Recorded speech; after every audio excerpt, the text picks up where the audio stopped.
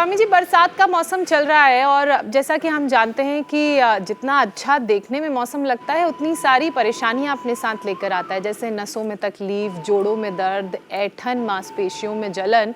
और इसके पीछे आपने कई बार वजहों का भी जिक्र किया है, जैसे पुरानी गहरी चोट का उभर आना अचानक से, कोई पिछले साल या उससे पिछले साल या बहुत पुरानी चोट लगी हो हड्डियों में तो वो भी दर्द करने लगती है।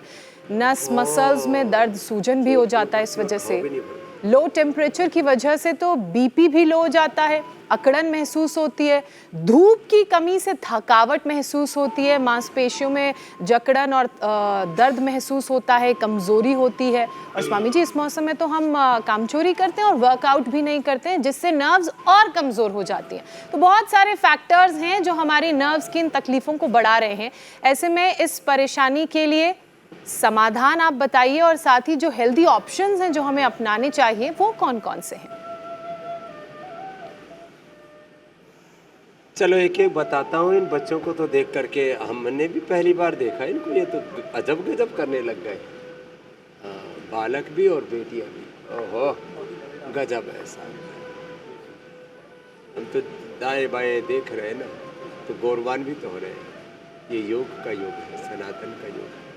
अब बरसात में जिनको सूजन आ जाए ना शरीर में कहीं पर भी, वो पुनर्नवादि मुंडूर या पुनर्गृत ले लें। घाव न भरे तो गोधन अर्क, खाली पेट गोधन अर्क, और क्या करें, कायाकल्प वटी और नीम घरवटी से बस लगे। रेवन चीनी बाजार से मिलती है, उसको लगाने घिस करके, या नीम का जो ऊपर का छाल होती, नीम की छाल, उसको लगा लेते हैं, उससे घाव भर जाते हैं।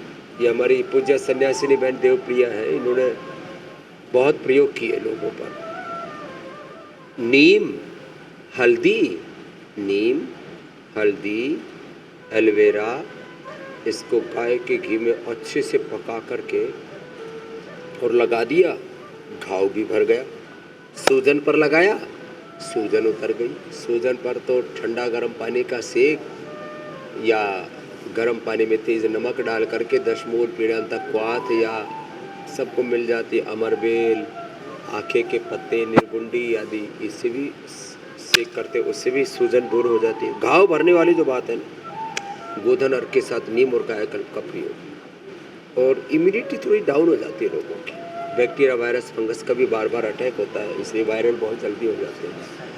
इसलिए सब लोग इम्यूनोग्रिट गोल्ड और कर्क्यूमिन गोल्ड तो अवश्य खाया करें। और जिनकी वात और कफ की प्रकृति है, वो साथ में स्वासारी या ब्रोनकोम, ये बड़ा ज़बरदस्त है, बहुत जोरदार है। स्वासारी, ब्रोनकोम, ये ब्रोनकोम और कंठामृत तो मैं इसलिए पास में रखता हूँ, कभी भी थोड़ा कफ जैसा कुछ हुआ, एक एक गोली मुंह में डाल ली, और ये बेस्ट है, अल्टीमेट है। रही बात बरसात ऋतु में जो अंदर से नस नाड़ियाँ ज़्यादा ही कमज़ोर पड़ जाती है, तो और मसल्स भी कमज़ोर होने लगते हैं। आपने कहा थकान और थोड़ा अकड़न, तो धूप ना मिले तो न्यूट्रिला D2 के ये हमने नेचुरल विकल्प दे रखे, विटामिन। मैं कहता हूँ सिंथेटिक दवा, सिंथेटिक विटामिन से बंद करें, आपको स्वस्थ विकल्प दिए तो उनका सेवन करें।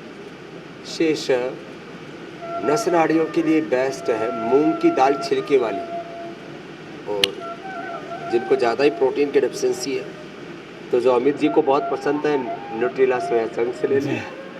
और जिनको ये हजम ही नहीं होता, सोया भी हजम ही नहीं होता, दालें भी हजम नहीं होती लोगों के, इसलिए मूंग की दाल पतली छिलके वाली, मैंने कही, लोग धुली हुई दाल दाल जा खाते हैं, तो स्पिरुलिना बेस्ट है। और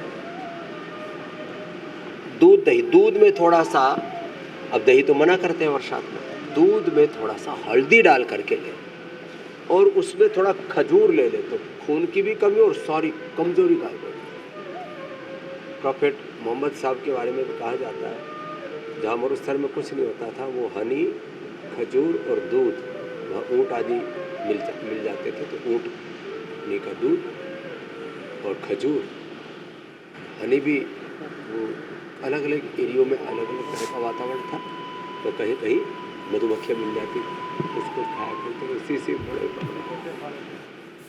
युद्ध किए, संघर्ष किए। स्वामी जी,